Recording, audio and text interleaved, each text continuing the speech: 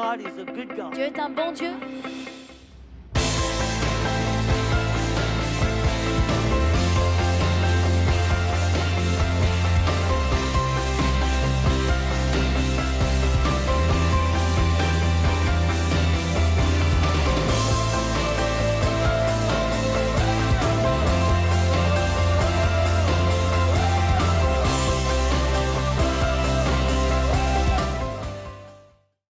Dieu peut vous parler par une voix audible. Alléluia. Une voix audible, d'abord, c'est assez extraordinaire. Hein? C'est que vous êtes capable de vous retourner en disant, mais qui m'a parlé? Ça m'est arrivé 2 fois d'entendre une voix audible. 2 fois. La première fois, ou bien peut-être, ouais. La première fois, j'avais 18 ans. À cette époque-là, je ne savais pas que Dieu allait changer mes plans. Mais voyez-vous, lorsque Dieu vous parle avec une voix audible, c'est toujours pour une raison spécifique. Il y a un but spécifique, véritablement, qui vient du trône de Dieu. Dieu ne s'amuse pas à nous parler avec une voix audible tous les 4 matins. J'avais 18 ans, Dieu allait me demander des choses qui étaient, somme toute, un peu difficiles. Il allait bouleverser mes plans et ma vie. Un matin, je me réveille. Un matin. Quel matin? Je ne sais même pas quel matin. Je ne sais même pas pourquoi. Mais je suis là dans mon lit, tranquillement sous ma couette. Rien d'extraordinaire. Mais d'un seul coup, une voix entre dans ma chambre et me dit, Dorothée, je t'aime et j'ai besoin de toi. C'était une voix audible. C'était une voix tellement forte. J'ai le sentiment qu'elle remplissait la pièce où presque les murs allaient trembler. Je me suis blottie sous ma couette. Véritablement. Et là, j'étais comme paralysée. Vous savez, lorsque Dieu intervient dans votre vie, lorsque les choses surnaturelles viennent confronter notre vie naturelle, ça peut parfois vraiment nous impressionner. Et je me rappelle, j'étais comme tétanisée à l'intérieur de mon lit et je n'osais plus bouger. Je ne bougeais plus, je ne sais pas combien de temps cela a duré. Et quand je suis sortie de ma chambre, je suis sortie comme un lapin qui détalait. Je n'ai même pas resté dans ma chambre, je me suis levée, je suis sortie au bout d'un moment et j'ai fermé la porte derrière moi. Et je me dis, mais qu'est-ce que j'ai entendu? Mais qu'est-ce que j'ai entendu? Ça, c'est quand c'est la voix de Dieu, quand Dieu nous parle. Dieu nous parle toujours pour un but. Dieu avait un plan et il voulait que je sache qu'il avait besoin de moi. Lorsque Dieu m'a dit cela, c'était en 1988. Est-ce que vous pouvez imaginer? Il y a des gens ici qui commençaient, l'église commençait ici.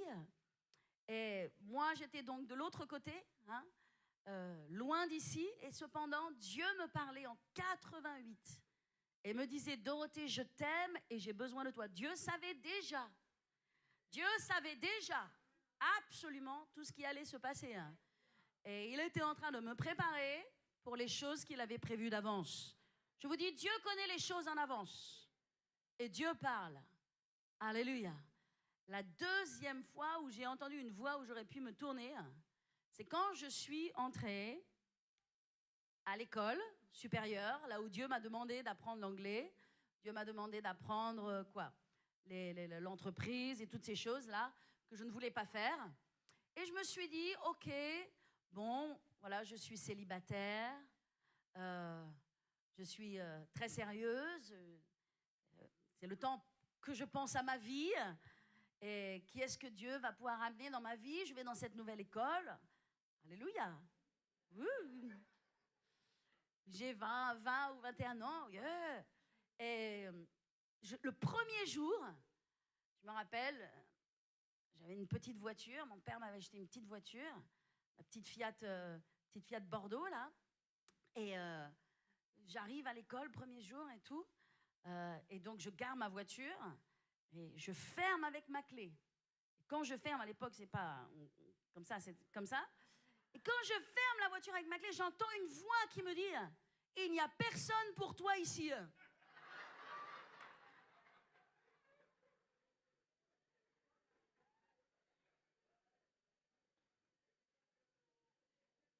j'aurais pu me tourner et regarder derrière en disant, mais qui me parle? Il n'y a personne pour toi ici. Je vais vous dire, Dieu est sérieux. Il est sérieux avec son plan et sa volonté. Dieu est un Dieu qui parle. Parfois, il peut vous parler avec une voix audible. Mais n'oubliez pas, lorsque Dieu parle, c'est toujours en lien avec son plan. C'est toujours en lien avec son royaume. Dieu est très pragmatique. Je dirais que Dieu n'est pas très romantique. La réalité, c'est ce que je pense. Dieu n'est pas très romantique. Dieu est pragmatique. Dieu n'est pas à essayer de créer des jolies, belles histoires d'amour romantiques et sentimentales. Dieu unit des gens pour un but. Bien sûr que l'amour et toutes ces choses suivent et sont importantes. Mais à la base, Dieu pense à son plan. Dieu pense à son royaume. Dieu pense à son église. Ce sont les choses qui sont les plus importantes dans son cœur. Dieu est pragmatique. Il n'est pas romantique, il est pragmatique. Donc lorsqu'il vous parle pour un but. Alléluia. Je me rappelle à cette époque, mon mari lui-même avait entendu une voix audible qui lui avait parlé. En 93, je me suis mariée en 94, donc décembre 93, il y a, comme je vous l'ai dit tout à l'heure, un serviteur de Dieu qui est venu ici. Son nom était le prophète Ed Dufresne. Le prophète Ed Dufresne était à l'époque probablement une des voix proéminentes, prédominantes dans le monde entier comme voix prophétique. Il était un des prophètes les plus précis et loin qui puisse exister. Il avait même aux États-Unis une école pour prophètes. Et il venait, donc il connaissait bien mon mari, il venait dans ce ministère. Et donc, en 93, mon mari ne l'avait pas vu déjà depuis un certain temps. Il appelle mon mari et lui dit il faut que je vienne prêcher pour toi. Or, l'Église était passée par des moments extrêmement difficiles et elle se remettait tout doucement ou à peine. Mon mari ne voulait pas avoir de séminaire parce que tout cela demandait d'engager des frais, etc. Et donc, il dit à ce prophète, à cet homme de Dieu, Ed Dufresne, lui dit ok, mais peut-être une autre fois. C'est pas le bon moment. Et donc, il rappelle et il dit il faut que je vienne prêcher. Et mon mari lui dit encore non, c'est pas le bon moment, peut-être une autre fois. Mais comme il insiste une troisième fois, il lui dit ok, si tu veux venir, alors viens, si c'est Dieu qui t'envoie, viens. Et donc, il vient pour prêcher. Et il vient ici, donc, moi, à l'époque, je travaille avec ma mère, je viens juste de terminer mes études, ce que Dieu m'a demandé, mais alors, je ne sais pas du tout ce qu'est la suite. Dieu m'a demandé d'apprendre l'anglais, d'étudier la Bible, d'apprendre à gérer une entreprise. Tout ça, je l'ai fait. Et maintenant, je dis, quoi, Seigneur? Je fais quoi maintenant? Et comme je ne sais pas du tout ce que je vais faire avec ce que Dieu m'a demandé de faire, je l'ai fait par obéissance et puis c'est tout. Je pense une chose, je vais retourner maintenant dans mon plan. Je vais me réinscrire en faculté, je vais retourner à ma fac de psy. Parce que ça n'a aucun sens ce que Dieu m'a demandé. Donc je suis là et en attendant de me réinscrire en fac de psy, je travaille avec ma mère dans les éditions Bethesda. Et donc elle me permet de travailler avec elle, etc. Donc je suis contente, j'ai un petit travail. Et donc nous recevons du courrier. Et quand nous recevons du courrier, nous recevons cette invitation du révérend Ed Dufresne qui va venir prêcher dans l'église. Lorsque je vois cette invitation, dans mon cœur, vraiment un cri de joie. Je n'ai pas l'habitude de recevoir une invitation et de pousser un cri de joie. Je vous assure, normalement, je ne pousse pas un cri de joie. Je ne sais pas si quand vous recevez une invitation, vous criez souvent un cri de joie. Mais c'était parfaitement inhabituel. Je savais que je devais y aller. Mais j'étais censée travailler, donc je vais voir ma mère avec le courrier. Je lui présente le courrier. Et elle voit l'invitation et elle dit « Ouais, il faut qu'on y aille ». Et donc nous sommes venus. Et c'était en décembre 93. Et là, le prophète est venu et nous nous attendions à ce qu'il prêche un puissant message. Parce que on avait fait du chemin quand même, Dieu nous avait parlé, il fallait être là. Alléluia! Ouais, on va recevoir quelque chose de spécial de la part du Seigneur. Il est venu, il n'avait aucun message. Et il a dit, et Catherine devait être celle peut-être qui traduisait à l'époque, il a dit, je n'ai qu'un message. Quand les 12 cloches du 31, tu pourrais le dire à ma place, du 31 décembre vont sonner, Dieu va restaurer au pasteur Salvarage tout ce qu'il a perdu, tout ce qui lui a été volé. Dieu va lui rendre. Dieu va lui rendre une maison. Dieu va lui rendre une voiture. Alors toute l'église criait. Et après, il a dit, Dieu va lui rendre. Et il ne disait rien et tout le monde, ouais. Alors nous étions là avec ma mère dans la salle en disant, yeah, ouais, super, alléluia. Le pasteur Salvarage était devenu tellement mince. Il avait été passé par l'épreuve, c'était dur, il était passé par le feu. C'était terrible. Il était plus, vraiment, il avait tellement changé, il était devenu tellement mince, tellement... Quand on l'avait vu, on avait eu un choc avec ma mère. Parce qu'il avait tellement changé, on savait que ça avait été dur, un combat très rude. Vous savez, l'ennemi n'est pas gentil et il ne fait pas de cadeaux, mais Dieu est plus grand. Dieu est plus grand. Alléluia. Alors nous avons dit Alléluia. Et nous pensions, mais pourquoi on est venu dans ce séminaire au juste? Parce que Dieu ne nous a rien dit pour nous? Ça n'a aucun sens. Bon, on était contents, ouais, super et tout. Et puis, on rencontre le pasteur Salvarage. On lui dit, la mère lui dit, oh, vous savez, nous avons notre église qui a commencé, etc. On aimerait que vous veniez prêcher à Vichy. Alors, il a dit, ok, je viendrai prêcher. Il a dit, simplement, donnez-moi des dates et je viendrai prêcher. Alors, lorsque nous sommes rentrés, c'est là où je pensais beaucoup à lui. Il était tout le temps dans ma pensée. Et comme nous devions l'inviter, comme je vous disais tout à l'heure, et qu'il était tout le temps dans ma pensée, je me dis, quand même, c'est pas bien. Donc, il faut vraiment que Dieu soit clair avec moi. Pourquoi est-ce que je pense à lui? C'est là que Dieu me dit en janvier, décembre 93, Dieu me dit en janvier, Jean 4, 16. La chose que j'ai appris plus tard, mon mari l'a raconté, c'est qu'après ce séminaire, n'est-ce pas, Dieu lui a parlé. En janvier aussi, 94, il est parti à Paris avec sa voiture et il s'est garé. Et alors qu'il se garait, lui aussi, qu'il fermait sa voiture, Dieu lui a parlé avec une voix audible. Je suis en train de parler de la voix audible. Et Dieu lui a dit, « Give me time till March. » Donne-moi du temps jusqu'en mars. Alors le dimanche, il est revenu à l'église et il a dit, Dieu m'a parlé. Dieu m'a dit, give me time till March. Donne-moi du temps jusqu'en mars. Je vous le dis, quelque chose va se passer au mois de mars. Dieu va faire quelque chose au mois de mars, mais je ne sais pas quoi. Moi, j'étais à Vichy. Je n'avais aucune idée, give me time until March. Il n'y avait pas le culte en live, il n'y avait rien de tout ça. Et ma mère me dit, ok, nous devons fixer des dates parce que le pasteur Salvarage doit venir. Ok, alors je dis, d'accord, ok, qu'est-ce qu'on va mettre au planning? Donc elle me dit, c'est possible en février, c'est possible en mars, c'est possible en juin. Et moi de lui dire, ça doit être en mars. Ça doit être au mois de mars. Et donc le pasteur Salvarage est venu prêcher dans notre église au mois de mars. Devinez ce qui s'est passé. Ses yeux ont croisé mes yeux. Mes yeux ont croisé ses yeux.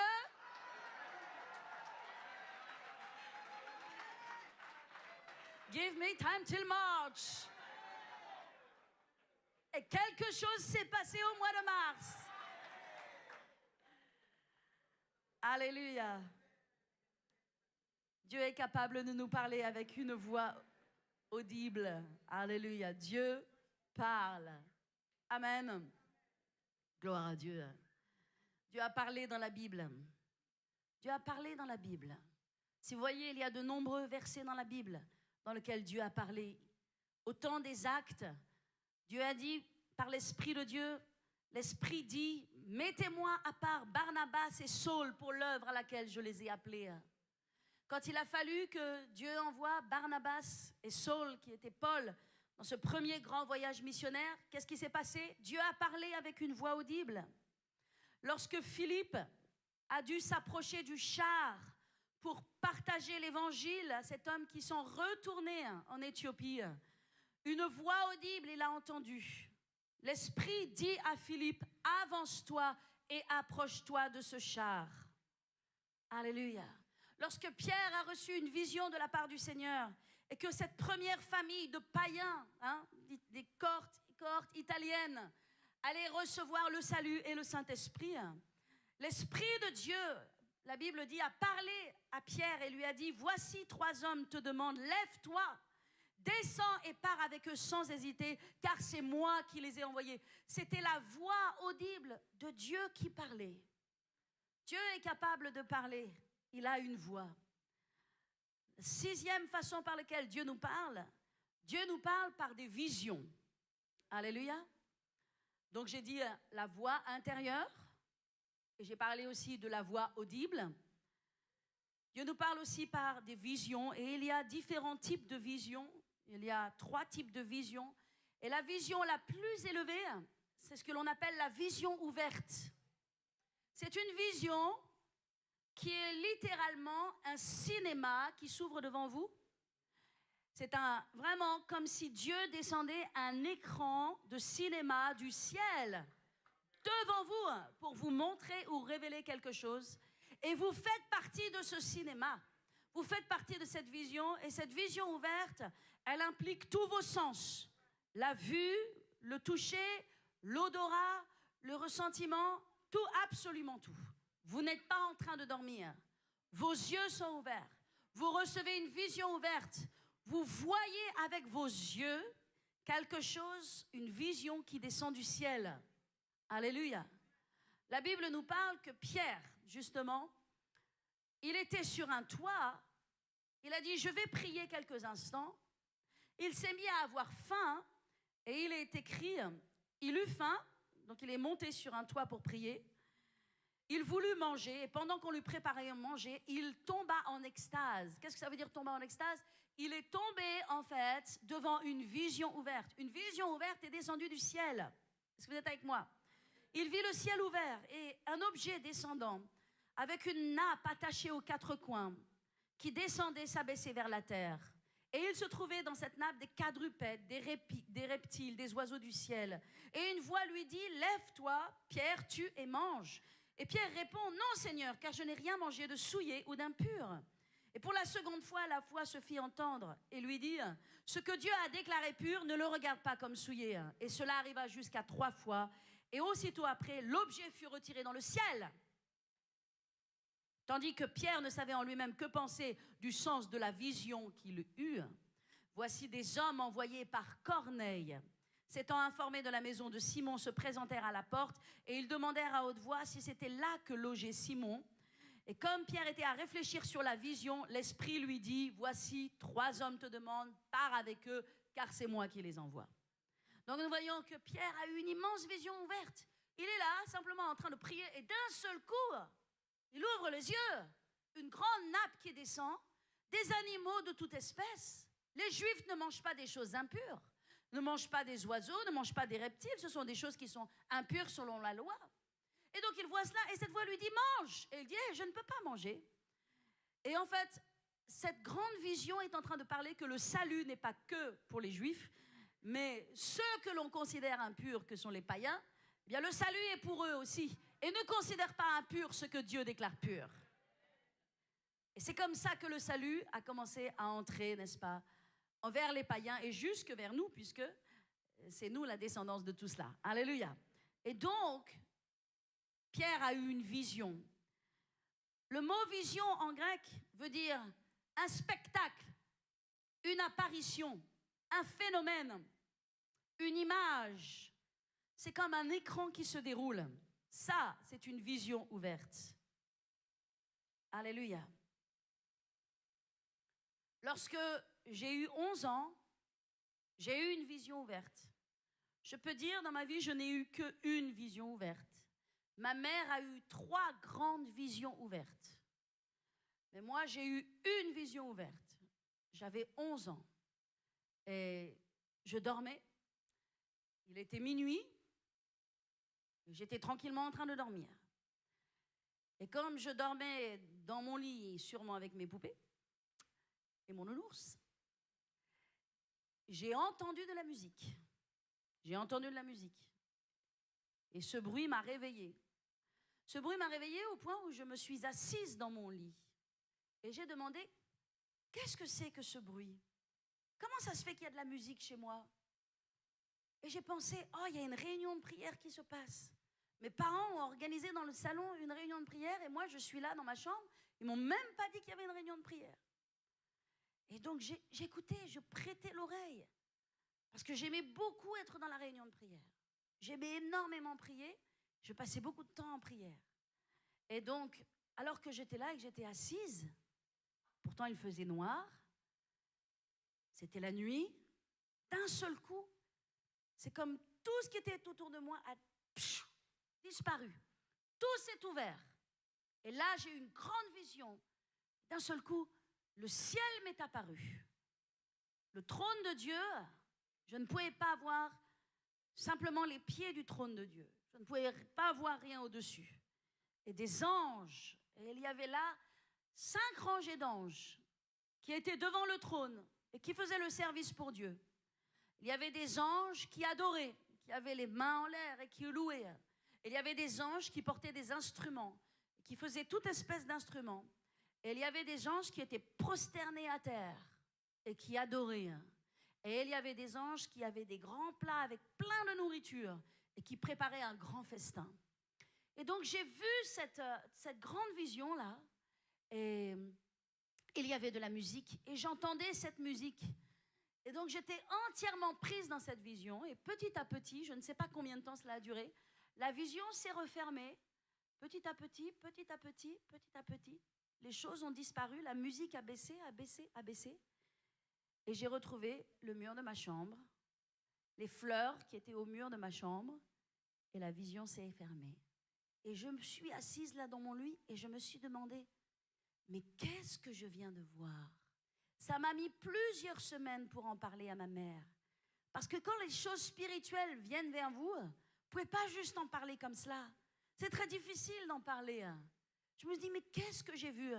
Je ne sais pas pourquoi, dans sa grâce, Dieu m'a révélé son ciel, l'activité dans le ciel, qui est une réalité, et qui doit être une réalité pour nous, ses enfants. Ma mère a eu 3 grandes visions ouvertes.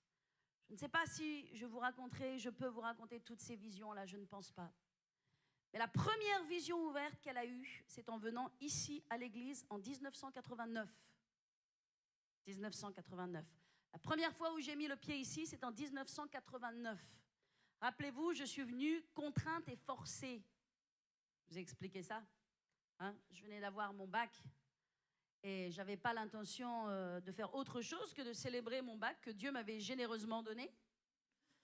Quand ma mère m'a dit « Oh, il y a une conférence à Paris, je pense que tu dois remercier Dieu et que tu dois venir dans cette conférence. » Alors comme je savais que Dieu m'avait donné mon bac, puisque je n'avais pas travaillé cette année-là, lorsqu'elle m'a dit ça, j'étais prise au piège. Comme j'avais dit, Seigneur, tout ce que tu me demandes, je le ferai. Là, terminé. Je suis sortie ce soir-là. Rappelez-vous, j'ai juste mangé une pizza avec mes amis. Et je suis rentrée sagement, préparée. Le lendemain tôt, nous sommes partis pour arriver à La Courneuve. Première fois, première expérience. Nous avons mis des heures pour trouver l'endroit. Il fallait un GPS spirituel. Lorsque nous sommes arrivés, il n'y avait pas de route ici. C'était un chemin. Il y avait une fumée. Les voitures faisaient une fumée invraisemblable. On aurait cru le Paris-Dakar. Certains d'entre vous vous rappelez, n'est-ce pas? Et nous sommes arrivés ici. Moi, il faisait une chaleur invraisemblable. C'était en plein été, il faisait chaud. Et c'était juste juillet, début juillet. Je venais de recevoir mes résultats d'examen. Et donc, nous sommes arrivés ici. Et moi, je pense que toute la route, j'ai fait la tête. Toute la route, je n'ai pas parlé. Et je me disais, mais qu'est-ce que je vais faire à La Courneuve, quoi? Où est-ce que je vais? Et j'arrive ici, dans le nulle part. Sauf que, lorsque ma mère est arrivée ici pour la première fois, ce que je vous dis, je ne l'ai jamais raconté à personne. Lorsque ma mère est arrivée ici pour la première fois et qu'elle a monté la rampe, elle a eu une vision ouverte en entrant dans l'église. Et c'est la première fois dans sa vie qu'elle avait une vision ouverte. Et il y avait une personne sur l'estrade et il y avait une réunion qui se passait. Et elle a vu tous les murs tomber. Elle a vu comme une destruction. Et comme elle a vu en fait devant ses yeux l'estrade qui s'écroulait et les murs qui s'écroulaient. Et elle s'est dit, mais qu'est-ce que Dieu me montre? Qu'est-ce que c'est que cette vision-là? Et ce que Dieu montrait à ma mère, c'est ce qui allait se passer dans très peu de temps, puisqu'il y allait avoir une grande destruction qui allait venir pour une grande résurrection, Dieu merci. Alléluia. Dieu connaît et contrôle toutes choses. Ce que je veux dire par là, c'est que nous ne savions absolument pas pourquoi nous avions, et ma mère avait cette vision, nous étions loin d'imaginer ce qui allait se passer. Mais Dieu ne fait pas d'erreur et il n'y a pas de hasard avec Dieu. Des années après, bien souvent, vous pouvez comprendre. Parfois, Dieu vous parle et vous montre quelque chose. Vous vous dites, pourquoi moi, Seigneur? Je ne comprends pas. Qu'est-ce qui va se passer? Qu'est-ce que tu me montres au juste? Mais Dieu connaît toutes choses dans son plan. Il a un plan pour son Église. Pour cette Église, Dieu a un plan. Dieu a un plan pour votre vie. C'est pourquoi vous ne devez pas ignorer la voix de Dieu. Parfois, vous pouvez passer des années et vous dire, mais Seigneur, mais qu'est-ce que tu fais? Oh Seigneur, mais tu m'as dit d'être là. Oh Seigneur, tu m'as dit d'être fidèle. Oh Seigneur, tu m'as dit d'être servi. Oh, je ne vois pas encore ceci ou cela. Ce n'est pas à vous de connaître les temps et les circonstances. Ils appartiennent à Dieu. Ce qu'il vous appartient à vous, c'est de suivre sa voie. C'est d'obéir à sa voie. C'est de patienter ce qu'il faut patienter jusqu'à ce que vous voyez le plan de Dieu s'accomplir. Mais Dieu ne fera pas défaut à sa propre voie. Alléluia. Il y a une deuxième vision ouverte que ma mère a eue il y a des années de cela. Elle était dans son lit en train de prier. Et devant elle, un immense écran est venu. Et elle a vu des gens, c'était des Français. Et ils avaient comme une bicyclette. Et ils étaient habillés avec des vieux vêtements très sales. Et très pauvres surtout, pas sales pardon, mais plutôt pauvres. Et ils avaient cette espèce de bicyclette et ils montaient par un chemin. Et ce chemin amenait au ciel, amenait aux portes du ciel. Grande vision extraordinaire. Et sur ce chemin, il n'y avait que quelques personnes. Il y en avait très peu. Dans ce long, grand chemin, il n'y avait que quelques personnes. Je repensais il y a quelques jours à cette vision. Cette vision ouverte que Dieu a donnée à ma mère, il faut qu'on en parle ensemble. Je pense que j'ai besoin d'en reparler avec elle, mais ça représente la condition de la France. Elle a eu cette vision il y a plus de 10 ans de cela. Ça représente la condition de la France et la condition des Français. Les Français ont besoin d'aller au ciel, mais ils y vont au compte-gouttes. Très peu prennent ce chemin. Et ceux qui y vont arrivent, ils viennent, vous savez, pas comme des gens prospères et victorieux, comme des gens pauvres, brisés et cassés. C'est l'état de la condition de la France et des Français que nous devons atteindre. C'est une vision qui nous parle de la condition spirituelle des Français que je suis, de mes compatriotes, nos compatriotes.